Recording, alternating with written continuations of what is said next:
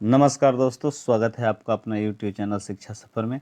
और आज के लिए लेकर आए हैं फिर आपके लिए 15 ईवीएस के वो प्रीवियस ईयर क्वेश्चंस जो आपके सीटेट के लिए सीटेट में सफलता के लिए सुनिश्चित करेंगे। और ये 15 क्वेश्चन आपके लिए बहुत ही उपयोगी होने वाला है। चाहे उस इस बार सीटेट में ये ईवीएस का जो क्वेश्चंस है ये भी बहुत सिलेक्टिव क्वेश्चंस आपके लिए लेकर आए हैं दोस्तों। और साथ साथ मेरे भाई बंधु बिहार के 7th फेज वाले बीपीएससी वाले के पीआरटी टीचर के लिए भी ये ईवीएस के क्वेश्चंस और यूपी टेट वालों के लिए भी ईवीएस के क्वेश्चंस बहुत ही यूजफुल होने वाले हैं, क्योंकि ये सारे क्वेश्चंस एनसीईआरटी गिवेंस हैं और सीटेट के फेवरेट क्वेश्चंस में से ये सभी 15 क्वेश्चंस होंगे। तो इसलिए आप मेरे अभी तक मेरे चैनल को यानी शिक्षा सफ़र चैनल को सब्सक्राइब नहीं किए हैं तो जल्द से जल्द सब्सक्राइब कर लीजिए और साथ ही साथ बेल आइकन को भी दबा दीजिए ताकि हमारा अगला वीडियो का अपडेट आपको मिलता रहे, क्योंकि अगले भी बहुत सारे सीरीज लेकर आ रहे हैं हम जो आपके शिक्षा मतलब सीटेट के लिए और भी या कोई भी टीचिंग एग्जाम का जो पीआरटी लेवल का एग्ज़ाम है उसमें सारे ईवीएस के क्वेश्चंस आपके लिए बहुत ही लाभदायक होने वाला है। तो दोस्तों चलिए हम शुरू करते हैं, और तब तक वीडियो को आप शेयर भी कर दीजिए ताकि और भी भाई बंधुओं के सीटेट या और भी टीचिंग एप्टीट्यूड का जो टेस्ट है वो देने में, ताकि उनका भी सफलता सुनिश्चित हो सके। तो इसी के साथ हम आगे बढ़ते हैं दोस्तों और इस क्वेश्चंस को देखते हैं। आज का पहला क्वेश्चंस जो बहुत ही सीटेट का फेवरेट क्वेश्चंस रहा है और भी कई बोर्डों में बोर्ड में कह रहा हूँ और कई भी टीचिंग एग्जाम में भी पूछा जाता है। तो ये क्वेश्चंस देख लीजिए ज़रा, ये क्वेश्चन बहुत फेवरेट है और इस क्वेश्चन को देखते हैं। कह रहा है कि त्रिवेंद्रम और गांधी धाम के बीच की दूरी 2268 किलोमीटर है और इसको एक गाड़ी रेलगाड़ी इस दूरी को 42 घंटे में तय करती है। तो इन दोनों शहरों के रेलवे स्टेशनों के बीच की गाड़ी की औसत चाल मीटर प्रति सेकंड, यहीं देखिए किलोमीटर में नहीं पूछा है, मीटर प्रति सेकंड में पूछा है दोस्तों। तो यहाँ कुछ नहीं करना है, आप 2268/42 ये तो आप सिंपल निकाल देते हैं, इसे काटेंगे 54 आएगा काट पीट कर। तो ये कितने लोग यहाँ तो 54 दिया है तुरंत मार देंगे, लेकिन ये किलोमीटर में आया है दोस्तों, आप काट के देख लीजिएगा। अब इसको क्या करना होता है, अगर आपसे मीटर प्रति सेकंड में पूछता है तो आपको 5 याद रखिएगा, ये फार्मूला याद ही रख लीजिए, 5/18 से गुणा करना है। और अगर मीटर प्रति इसी का उल्टा यानी मीटर प्रति सेकंड में ये आया होता और इसको घंटा में पूछता तब 18/5 कर देते। तो यानी अब इसको काट गुणा कर दीजिए 18 में, तो आप क्या कर देंगे, 54 को आपको काटना गुणा कर देना है 5/18 से, 18 में 54 आप पानते हैं 15, यानी यही क्वेश्चन का आंसर होगा। और जिसमें 15 होगा, देखिए 15 नहीं दिया है, यहाँ 25 दिया है, तो इसमें यही यानी 25 नहीं होना चाहिए, यहाँ 15 देना है, मिस्टेक से ये 25 दिया हुआ है, तो यही आंसर होगा दोस्तों, समझ रहे हैं। और एक सेकंड देख लेते हैं, अगर 54/18/5 नहीं दोस्तों, ठीक है, यही क्वेश्चन यही आंसर होगा, यानी 25 ही गलत से दिया गया है, वहाँ 15 होना चाहिए था। और अब नेक्स्ट, अब ये देखिए डायरेक्शन बेस्ड क्वेश्चन एक निश्चित रूप से होता है। तो इस तरीके के क्वेश्चंस जो है आपको पहले क्वेश्चंस के साथ ही चलना चाहिए। सबसे पहले आपको तो पता है कि दिशा क्या होता है, उत्तर, पूर्व, दक्षिण और पश्चिम। तो इस पर आप चलिए शुरू से ही साथ से, ये जो है बी पर पहुंचना चाहता है, इसके लिए वो पर जाता है, ये ठीक उत्तर में 120 मीटर दूर जाता है। देखिए ये जो है ये यहाँ है और यहाँ से ओ पर जाता है और कितना जाता है, और ये ए से ओ पर जाता है 120 मीटर, और फिर यहाँ से 50 मीटर कहाँ मुड़ रहा है, तो ओ से ठीक पश्चिम दिशा में, यानी इस दिशा में 50 मीटर की दूरी तय कर रहा है और यहाँ बी पॉइंट पर पहुँच रहा है। ए की बी के सापेक्ष यानी बी के सापेक्ष ए की दूरी और उसका दिशा बताना है, यानी ये वाला दिशा बताना है। तो आप इसका देखिए 50 है इसकी लंबाई और उसके 120 मीटर, यानी बराबर यहाँ 14 से 50 25, यानी आप इसका जो है हाइपोटेनस निकालेंगे, इसकी दूरी जब निकालेंगे तो ये कुल मिलाकर आ जाएगा आपका लगभग 13 यानी 130। तो 130 हो गया, और किस दिशा में है तो दक्षिण पूर्व में है, यानी 130 दक्षिण पूर्व, यानी आपके सामने ही है 2 नंबर इसका आंसर है ना, 130 मीटर दक्षिण पूर्व दिशा में इसका होगा। नेक्स्ट क्वेश्चन चलते हैं दोस्तों बिना देर किए हुए। सलाथ के विषय में निम्नलिखित में से सही कथन चुनिए। तो सही कथन देखिए, कह रहा है सलाथ भालू जैसे दिखते हैं और दिन के लगभग 22 घंटे सोते हैं। जी नहीं, 22 घंटे नहीं सोते हैं। और सलाख चिंपैंजी, चिंपैंजी जैसा नहीं दिखता, सलाख चिंपैंजी जैसे दिखते हैं। चिंपैंजी जो भी आया आप इसे तुरंत काटेंगे, है ना। चिंपैंजी जैसा नहीं दिखता, वो भालू जैसा दिखता है ना, छोटा भालू जैसा दिखेगा। और दिन के लगभग 17 घंटे उल्टा लटक कर पेड़ों पर सोते रहता है। यानी आपका आंसर सही होगा सलाथ के बारे में। तो ये 4 नंबर। और भी जान लीजिए, सलाथ एक पेड़ पर कम से कम 5 साल रहता है और इसका लाइफ टाइम 40 साल का होता है। तो निश्चित रूप से पूरे ज़िंदगी में लगभग 8 पेड़ों पे ही ये अपना ज़िंदगी काट लेता है। और पेड़ से सिर्फ मल मूत्र के लिए ही उतरता है, तुरंत फिर चढ़ जाता है, क्योंकि इसका दूसरे जानवरों द्वारा शिकार होने का डर रहता है। चलिए, जब किसी एक कपड़े पर दूध को उड़ेलते हैं और मलाई उस पर ही रह जाती है, पृथक्करण का यह प्रक्रिया क्या कहलाता है? तो कह रहा है निस्यंदन, चालन, अवसादन या निस्तारण। तो देखिए इसमें है ये निस्यंदन ही होगा, है ना। जब मलाई छट जाती है यानी छान लेते हैं हम, फिल्टर करने में फिल्ट्रेशन है। अब चलिए, एक आया है क्वेश्चन गोलकोंडा किले पर आता है क्वेश्चन, और ये सी टेट का खासकर फेवरेट क्वेश्चन है गोलकोंडे किले पे। तो इसको भी हम देख लेते हैं। अब कह रहा है कि कक्षा 5 की पाठ्य पुस्तक में दिए गए गोलकोंडा किले के मानचित्र में 1 सेंटीमीटर जमीन पर 110 मीटर की दूरी को प्रदर्शित किया जाता है। इस मानचित्र में फतह दरवाजे से जमाली दरवाजे की दूरी 10 कितना है दोस्तों, 7 मीटर। तो इन दोनों दरवाजों के बीच की दूरी थी, यानी हमको क्या करना है, इसमें मल्टीप्लाई कर लेना है, सिंपल, ये याद रखिए। तो 110 से 10.7 में मल्टीप्लाई करेंगे तो आपका कितना आ गया, 00 इतना, यानी 1.177 गुणा करके देख लीजिएगा, इतना ही आना है दोस्तों। और इसके बिना, ये बहुत आसान है दोस्तों, बस इसे गुणा करके निकाल लेना है, कन्फ्यूज नहीं होना है, जो गुणा का सिंपल रूल है। आगे चलते हैं। देखिए, अब ये क्वेश्चन जो है मानचित्र से सीटेट के लिए क्वेश्चंस न पूछे सीटेट, ऐसा हो ही नहीं सकता है, इसलिए मानचित्र का फिगर आपके दिमाग में फिक्स होना चाहिए। अब मानचित्र आप इंडिया का देखते हैं ऐसे, है ना, तो आप जब इंडिया का, सॉरी इतना अच्छा ड्राइंग नहीं हुआ, तो इधर वाला ये सब बंगाल की खाड़ी है, ये अरब सागर है।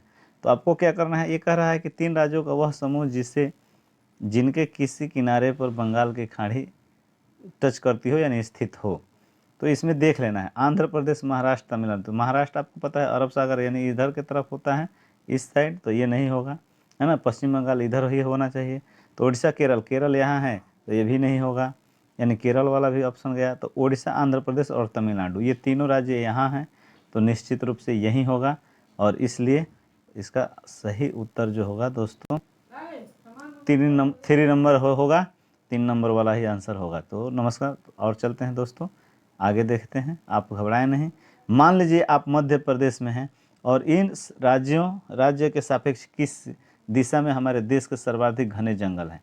तो सबसे पहले आप ये देखिए, मध्य प्रदेश यहाँ बीच में है, इससे सबसे अधिक घने जंगल किधर मिलेंगे, तो आपको जहाँ अधिक बारिश होता है वहाँ मिलेंगे। तो आपको उत्तर और पूर्व की दिशा में चलेंगे तो यहाँ सारे मणिपुर, मिजोरम, झारखंड, मेघालय, तो यहाँ स्थित हैं। और इसलिए यानी उत्तर पूर्व में हम अगर चलते हैं मध्य प्रदेश से, तो सबसे घने जंगल आपको देखने को मिलेंगे।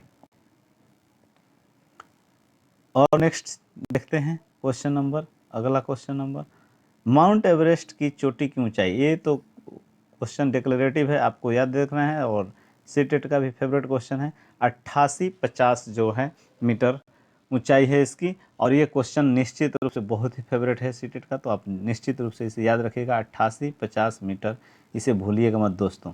तो शूटिंग स्टार एज, तो देखिए मेटेराइट्स जो होते हैं, टूटता तारा कौन से होते हैं, तो उल्का पिंड्स होते हैं जो टूट कर गिरते रहते हैं, जिससे आप मन्नतें मांगते हैं। तो ऐसा कुछ नहीं है, ये सब टूटे हुए तारे हैं, इसे उल्का पिंड भी कहा जाता है। अब चलिए, अब थोड़ा सा नेक्स्ट खेजड़ी वृक्ष के बारे में नीचे दिए गए कथनों पर विचार कीजिए। तो देखिए दोस्तों, खेजड़ी वृक्ष का है, रेगिस्तानी पौधा है, पेड़ है, ये खासकर राजस्थान में ज़्यादा पाया जाता है। यह वृक्ष मुख्यतः रेगिस्तान के क्षेत्रों में पाया जाता है, ये बिल्कुल सही है। इसके उगने के लिए अधिक जल की आवश्यकता नहीं होती, ये भी सही है, ये भी दोनों सही है, क्योंकि तभी तो रेगिस्तान में होता है। यह वृक्ष अपने तने से जल संचित करता है, जिसका उपयोग नहीं, ये ओक ट्री में होता है दोस्तों, ये गलत है, सी गलत है ना, यानी आपका सी गलत है, ए और बी सही है। उसके बाद से इस वृक्ष की छाल का उपयोग दवाइयों के बनाने में होता है तथा इसकी लकड़ी पर कीटों का प्रभाव कम होता है, ये भी बात सही है। इस वृक्ष में बहुत कम पत्तियाँ होती है, गलत, यहाँ इसमें पत्तियाँ होती हैं, है ना। यानी आपका सही क्या हो गया, ए हो गया, बी हो गया और डी हो गया। ABD, ABD ये आपको देखना है, ABD कहाँ है। तो ABD फर्स्ट ही ऑप्शन है आपका, और इसलिए उसका क्या होगा, सही उत्तर जो है आपका ABD ही होगा। खजूरी वृक्ष के बारे में याद रखिएगा, ये हमारे यहाँ इंडिया में रेगिस्तान यानी राजस्थान में भी पाया जाता है खूब। किसी छात्र द्वारा नीचे दिए गए कथन पर विचार कीजिए। अब एक छात्र है जो दे रहा है, क्या दे रहा है देखते हैं दोस्तों। मैं जिस क्षेत्र से आया हूँ वहाँ बारिश बहुत कम होती है, गर्मी बहुत पड़ती है, हमारे घर मिट्टी के बने होते हैं, घरों की दीवारें बहुत मोटी होती हैं और इन्हें मिट्टी से ही पोत कर सुंदर किया जाता है, घरों की छतें कटीली झाड़ियों से बनाई जाती हैं। यह छात्र निम्नलिखित में से किस राज्य से है। तो देखिए, सबसे पहले यहाँ मिट्टी के घर बनाए जाते हैं और बहुत ही मोटे मोटे दीवार होते हैं और सुंदर भी किया जाता है, और साथ साथ जो कीवर्ड है कटीली झाड़ियों से इनकी छतें ढकी होती हैं। तो ये निश्चित रूप से जब कटीली झाड़ियाँ होंगी तो वो कौन सा जगह है, वो है राजस्थान दोस्तों। यहीं का ये घर है जहाँ मिट्टी की मोटी मोटी दीवारें होंगी। तो कंफ्यूज नहीं हो जाना मिट्टी के दीवारों से, क्योंकि यहाँ लद्दाख में भी वैसे बनते हैं मिट्टी के और पत्थर के बड़े बड़े मोटे मोटे चूना पत्थर के दीवार वाले।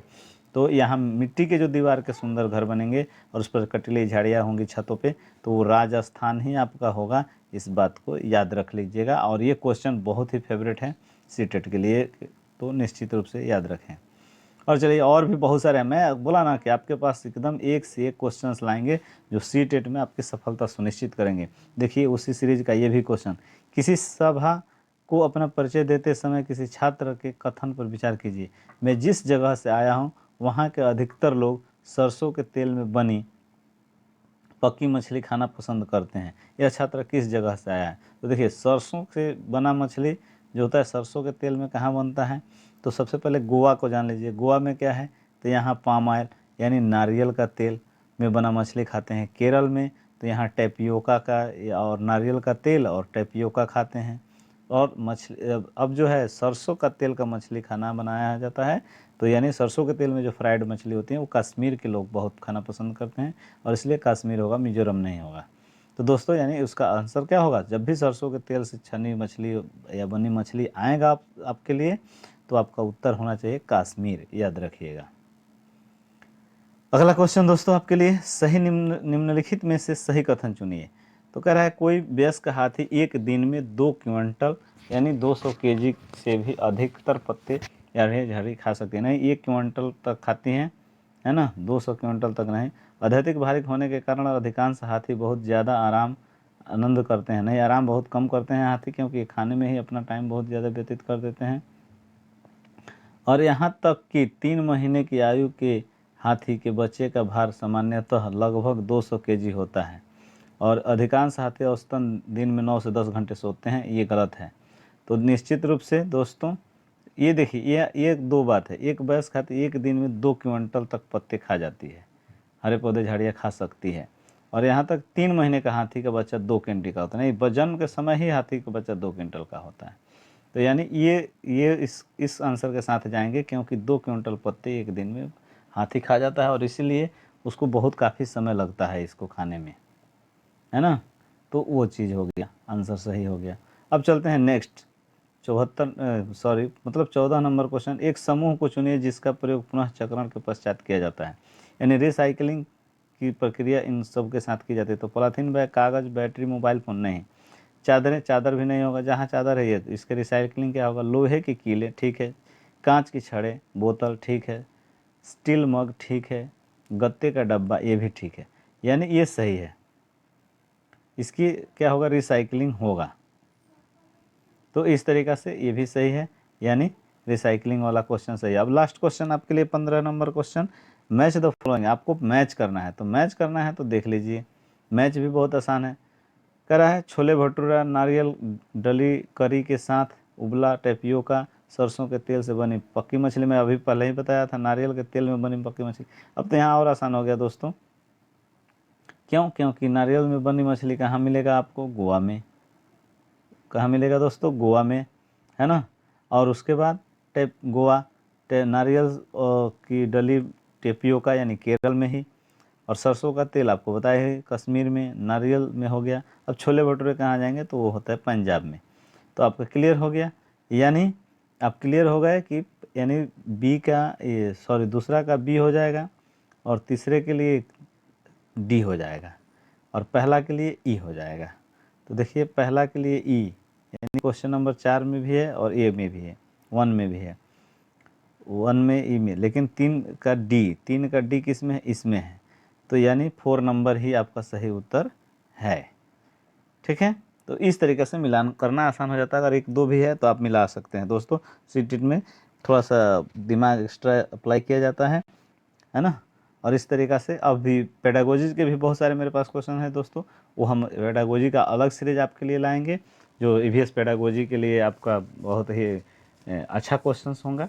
लेकिन अभी फ़िलहाल ये कंटेंट क्वेश्चन है जो एनसीईआरटी के द्वारा गिवन होता है, जो डायरेक्ट सीटेट आपसे पूछ लेता है। तो ये सफलता आपकी सुनिश्चित होगा। तो आपको ये वीडियो कैसा लगा, अपना रिस्पांस ज़रूर दीजिएगा और अधिक से अधिक इस वीडियो को शेयर करिएगा, ताकि और भी भाई बंधुओं को इस वीडियो का लाभ मिल सके। और भी हम आपके लिए बहुत सारे सीरीज लाएंगे। तब तक आप सब्सक्राइब करके और चैनल को शेयर करके आप मेरा और भी मनोबल और उत्साह बढ़ाते रहें। इसी के साथ आपका शिक्षा सफर परिवार में एक बार फिर आने के लिए बहुत बहुत धन्यवाद। नमस्कार दोस्तों, जय हिंद, जय भारत।